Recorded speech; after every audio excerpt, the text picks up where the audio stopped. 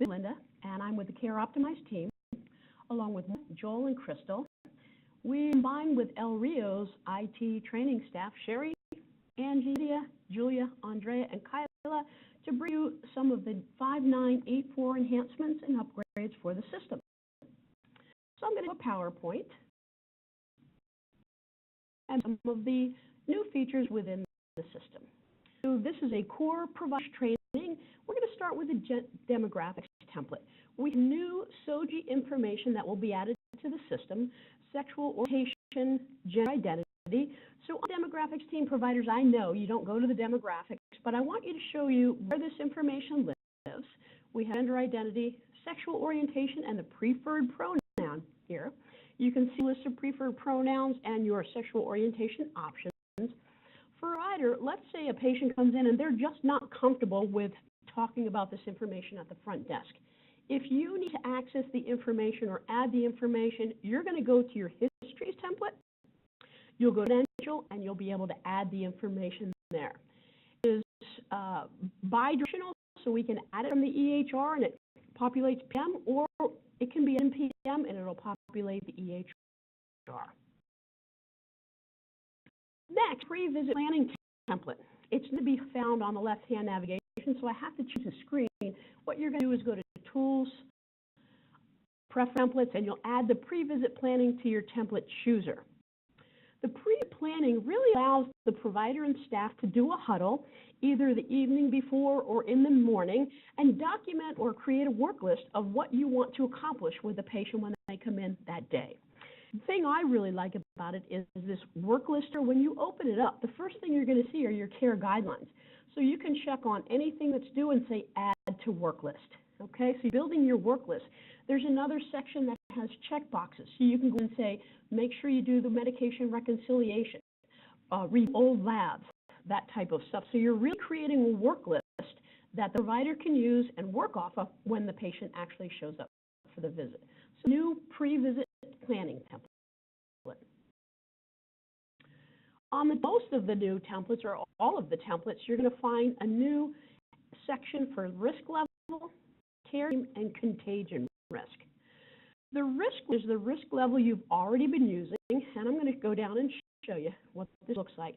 This is the risk level. It's actually medication risk level. We're going to move that to play when you click on the risk level button here. We're going to replace this field with their second pharmacy. Okay, so you have that in the system. So when you're in the risk level, you're answering the questions here, say done in the past. You say up to the top. Care team, I think of chronic patients and chronic conditions. If I have a patient and they have maybe a cardiology specialist, a urology specialist that they're working with, along with their primary care provider, maybe they also have counseling and they see a social worker, we can begin to build their care team right here. Okay, that'll be care team template. That will be found on the left side navigation, and we also have the button here. Thing, the contagion risk, we have the ability to document contagion exposure. And bird flu, cholera, malaria, if they've had exposure, we can document that now in the system. 3 new buttons you're going to find at the top of most of the templates: risk level, care team, and contagion risk. There's the HCC, that's already been there.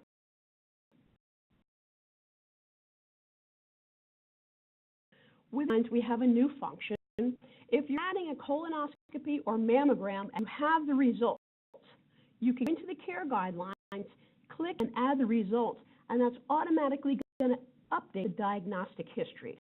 So you can see the diagnostic history template here. We add the results here, and it's going to populate the diagnostic history.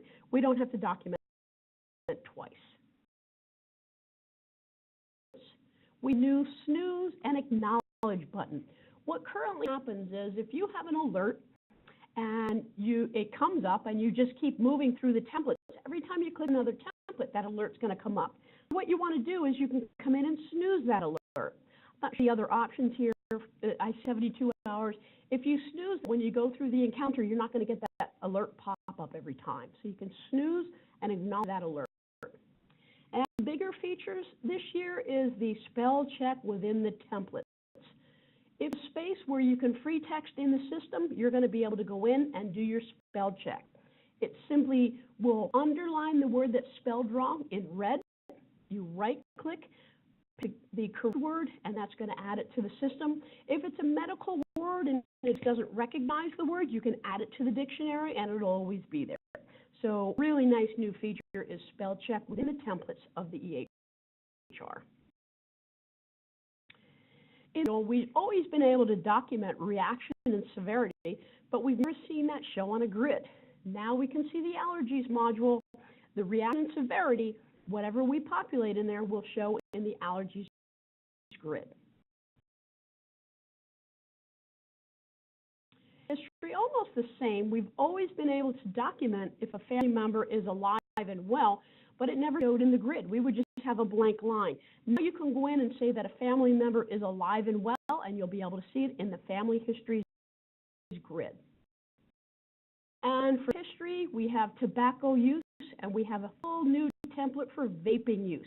You're going to be able to document the device type they're using, the frequency that they use it, the vaping reasons. All of that's going to be able to be done on this new vaping use template. It'll be in Histories tab, under Social Histories, Tobacco use, and then you'll see the vaping use.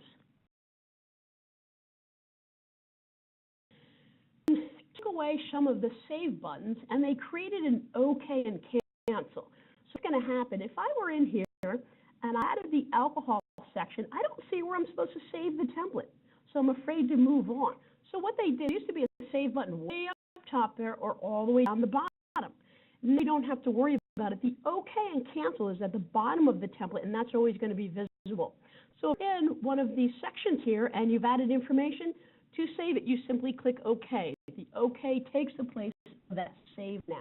This is not on every single template, but a lot of them will have this now where all you have to do is simply click OK or cancel, and that saves the template.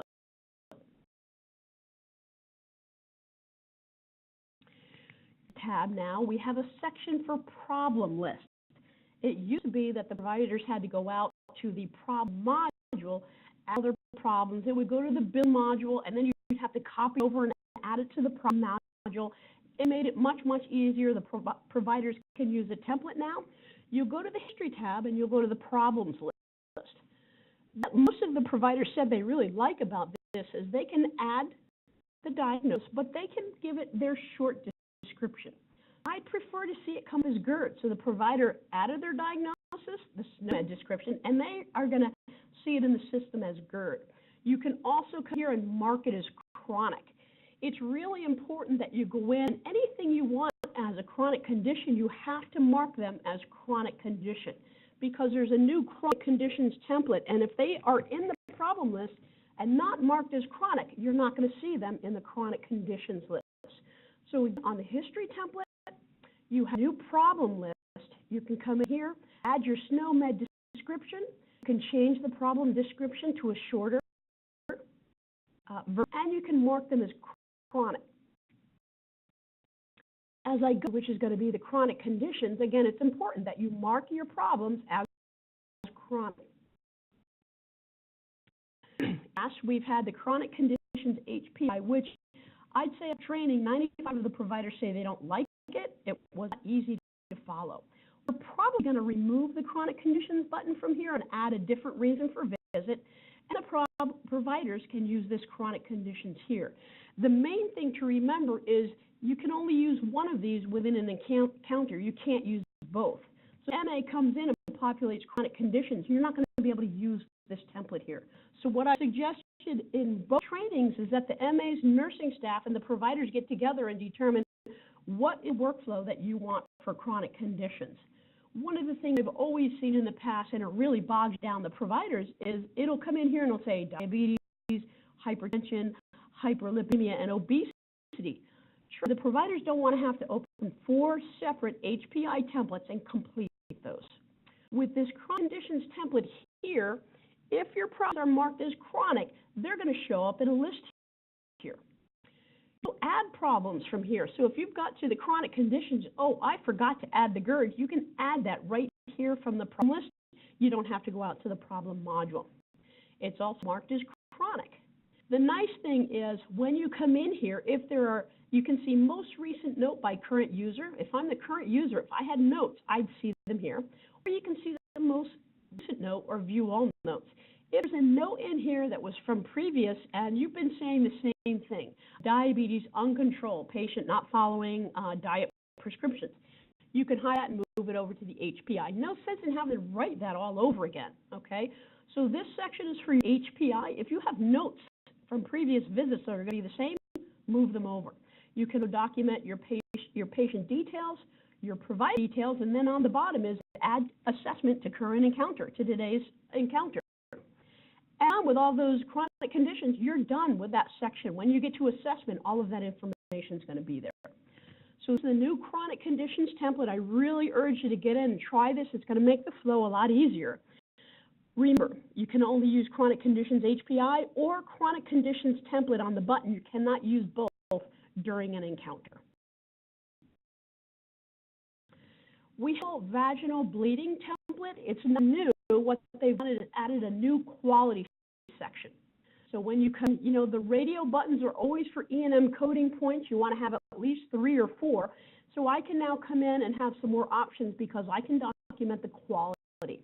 So that abnormal vaginal bleeding, new sin for quality. Another feature I think the providers are really going to like, when we're talking about removing clicks, there's too many clicks, and this is a nice feature.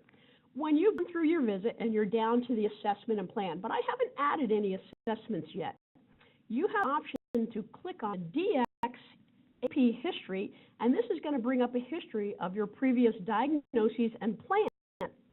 So take this one here, body mass index. It has the plan and the impression. If I want, I can simply click on this or hide this one, say copy diagnosis and the plan, and it's going to pop it into the system for me. So when you need to look up assessments, if it's already here, you simply have to click on one, and it'll pop it into the system. So you really don't have to go in and search for assessments anymore if it's on this DX AP history. Whatever line that you're copying is going to carry over. So you want to make sure that if the impression, you don't want the impression, but you wanted to carry this over, to go back in and you can remove the impression and add something else you want. So the new copy, diagnosis, and assessment plan in the system, which is really nice. I encourage you to get in and play with that. I think you're going to like it. It's on the AP details, we have previous patient details. If you look up here, so if anybody put in previous patient details, I can click on here and see what they were. Okay, so plan, previous comments, that's the provide plan, details here. A new family planning template that will be housed on the left side navigation. So in all of the specialties that we use where it's appropriate, you can go to the left side navigation, and it's called the family planning intake. And I think the thing you noticed, or I hope you noticed right away, is they built this as if it were a confidential template. Top have that little include confidential information in the clinical history, or I think it's clinical client history document with patient permission.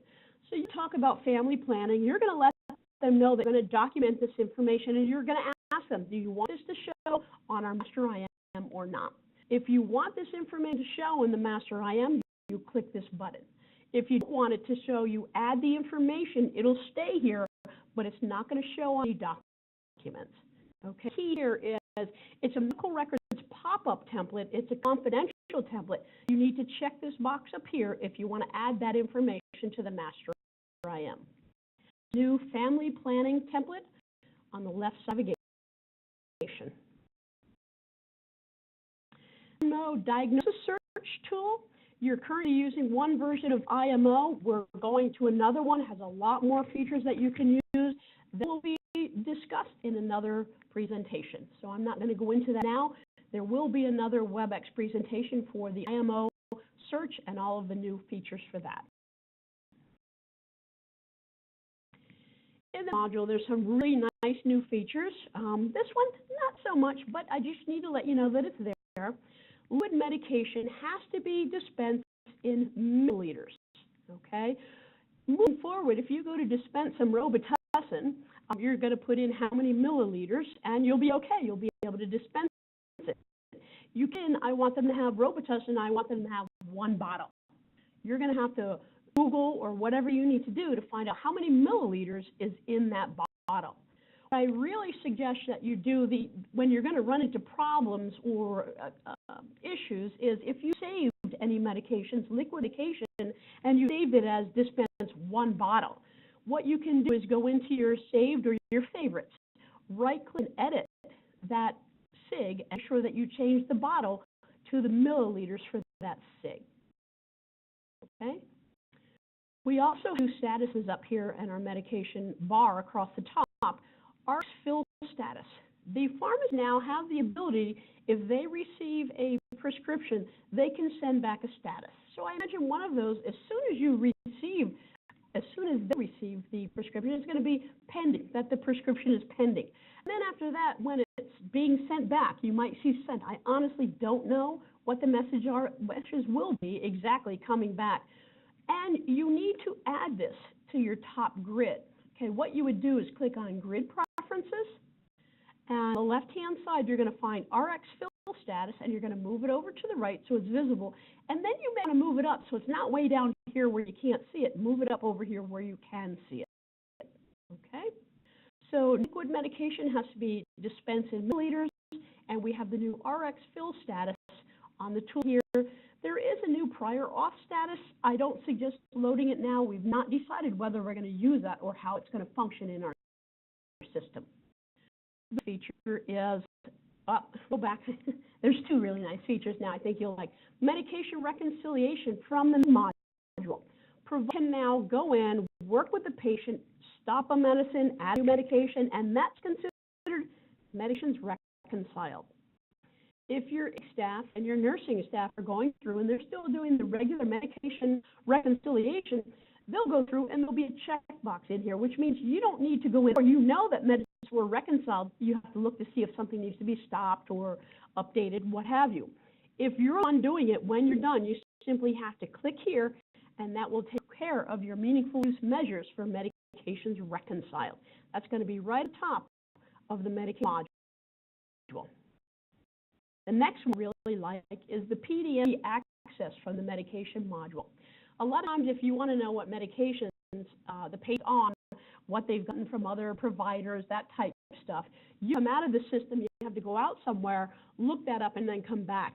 Now I'm going to have a PDMP button, Prescription Drug Monitoring Program button, right here in the module.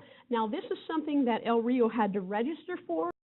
The paperwork is still being done, so on Tuesday, when we come in for the update, that button may not be there, but it should be shortly after we go live. So the PDMP, what that's going to do is you click on the button, and that's going to take you out to a site, and it's going to bring in the report for that patient that you're working with. You'll see the prescriptions they've been prescribed, providers that are prescribing them, and the pharmacies where they've been sent. A little report to meet your clinical care guidelines. This clinical data creates a little report that will be found in the encounter. So that's how you can say that you went out and did the PDMP.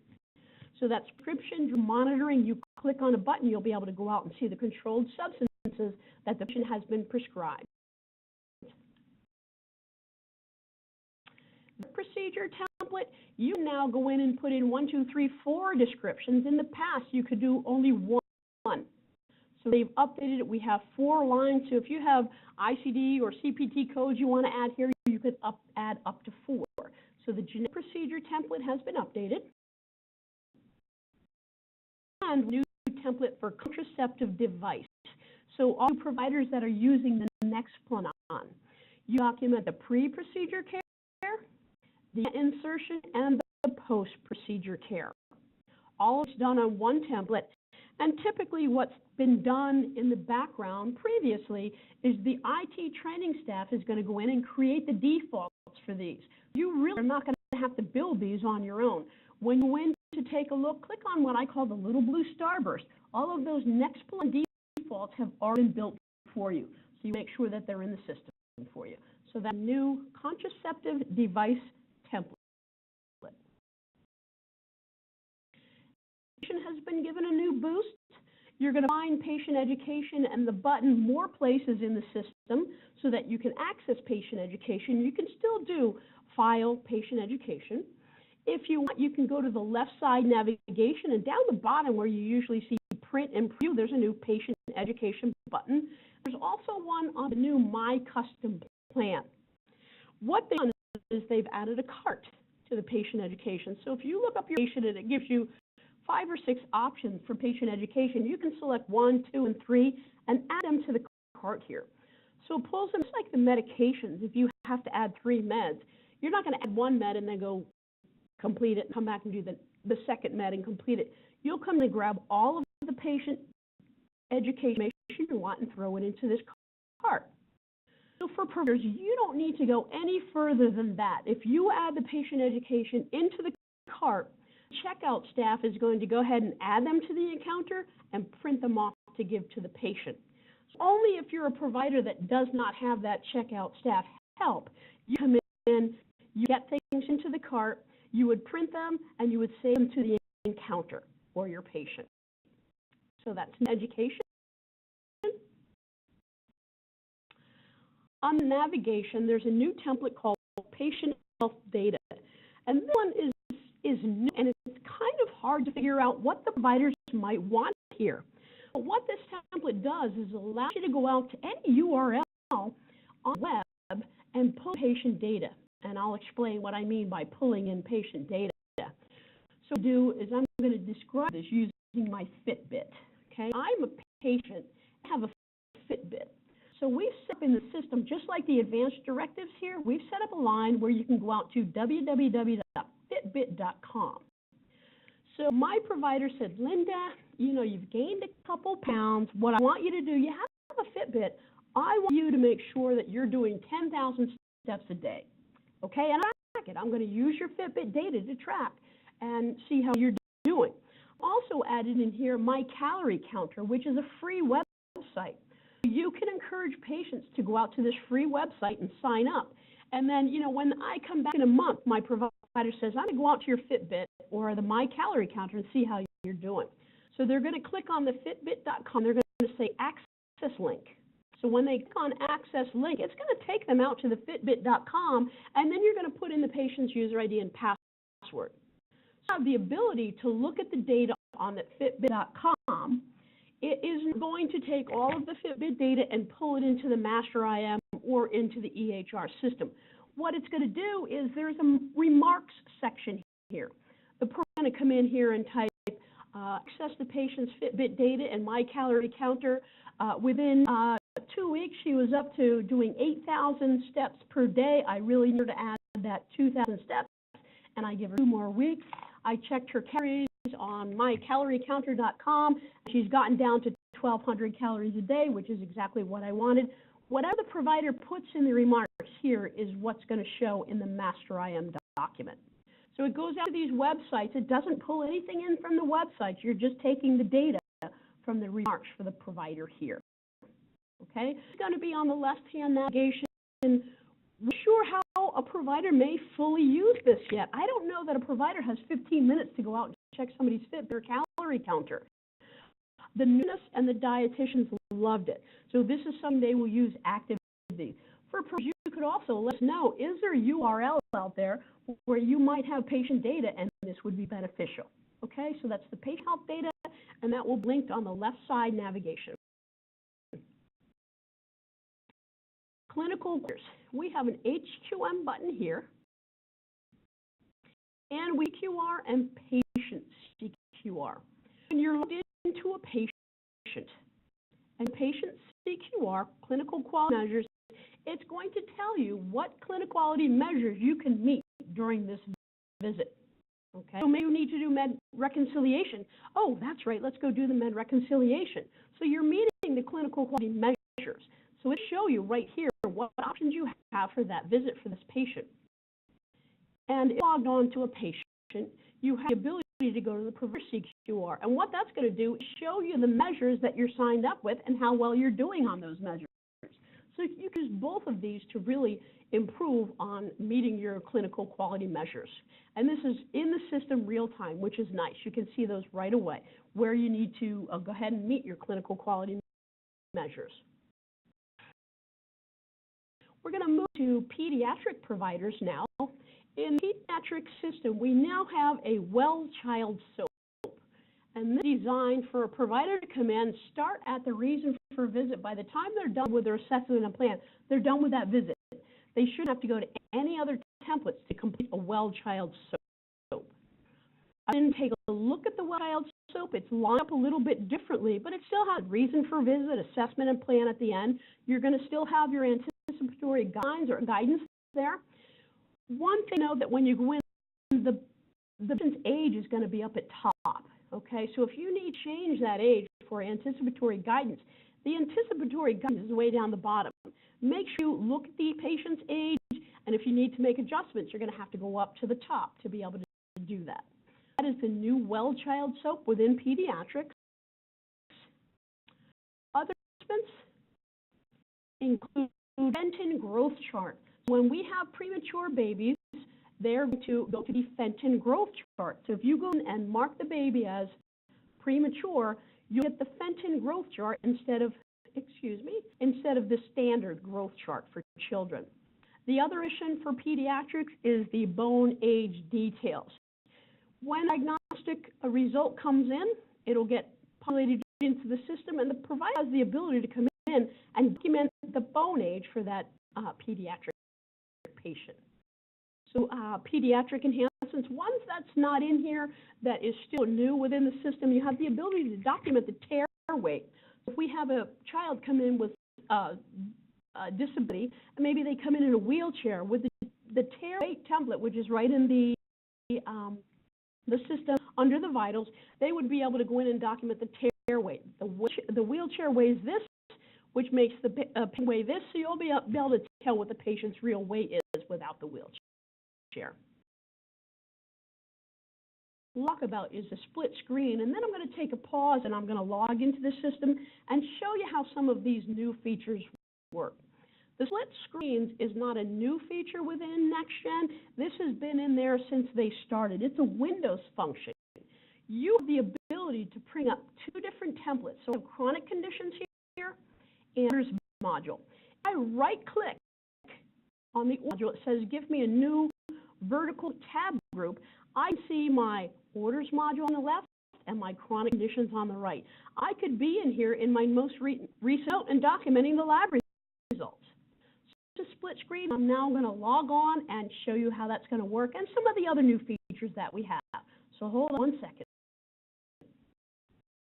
Okay, now I'm going to show you how to manage these split screens. Again, this is not an enhancement. This is a feature that has been in the system. I'm going to give you a scenario. I'm a provider and I'm in my SOAP and I'm working through my HPIs. And I get to the back pain and I think, oh, I have to remember to send that medication over for the patient. So I go ahead and prescribe meds, but I'm in the middle of documenting my HPIs. What I can do is go up to the medication module, that populate, and now I have two tabs up top. I have the SOAP and the medication module. A lot of people get confused. I'm going to close that med module, and they think when we talk about the tabs that we need these tabs here. These will work because if I have a tab open and I open one of these, it closes out the other tab and opens it. So that's not the tabs we're referring to. What you have is a SOAP template or whatever template it is that you want to work on, that you're working on, open, and then you can go ahead and open the medication module.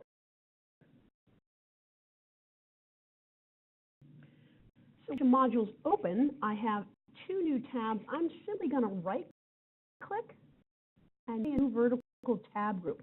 You can do the horizontal tab group, which is one template on top, one on the bottom. I think it's much harder to view and see the data. So I like the new vertical tab group side by side. So my SOAP, and I look at it. Of course, I picked a patient with no active medications. If they had medications in here, I could go and I'm like, oh wait, I'm going to prescribe this medication. I open it and I'm going to put in my oxy. I can go through and continue to work in the medication module and lose my data from my soap template. Okay, so I'm going to close out of there. So that's one scenario that I think is going to be really beneficial. The other is going to be I'm doing assessments or what have you. I'm in here and I think, oh, let me go look at the lab results. I may need to place an order for a lab. Just look at the lab results. I'm going to open the orders module. Hopefully, not a patient with nothing in it, but if there were lab results here, I could right-click, dual tap. I could be looking at these lab results. Let's say I go into my, let me see, I did labs for the asthma uncomplicated. Now go in, I have to, whoops, on the screen I want it. I could work over here and still see the labs. The third set I think will be very helpful is I'm in my SOAP template, and I want to go to a previous encounter and look at my note for that previous encounter. So I can come in and I can open up that master IM. This is a locked encounter, but I can up that master IM, so I'm developing my master IM in my SOAP, but I can look at what I said on this previous visit. So I'm here, I'm on my HPI, I scroll down, I can look at all of this data, close this, and then I can continue on with what I'm working with. So we call that the split screen. I do 2 tabs up top, right-click on them, and you want a new vertical tab group. Okay, I hope it's helpful for you. Other thing that we've gone through that I really wanted to show you really quickly, let's go down to SOAP, and I want to show you that copy the assessment. So if I have any of these assessments in here, and I want to the DXAP history, I come in, oh, here's a nice plan here for hypertension. I don't even think I have hypertension in it, so this will work out well. I highlight the row, and I say copy the diagnosis and the plan. So when it takes that and it drops it right down in here into my session. So then the program doesn't have to go look up the diagnosis, nor do they have to create the plan. They like this plan from the last time.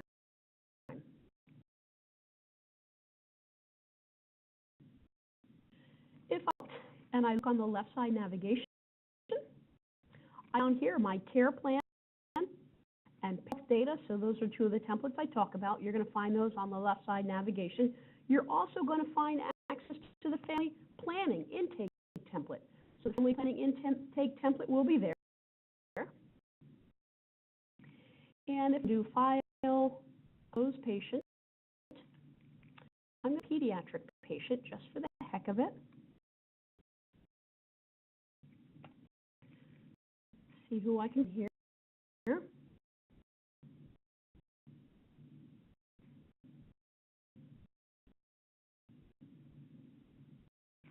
So I open the encounter, or the encounter is created for me. I come in and I'm going to go to my intake template. At a pediatric visit, I'll change that.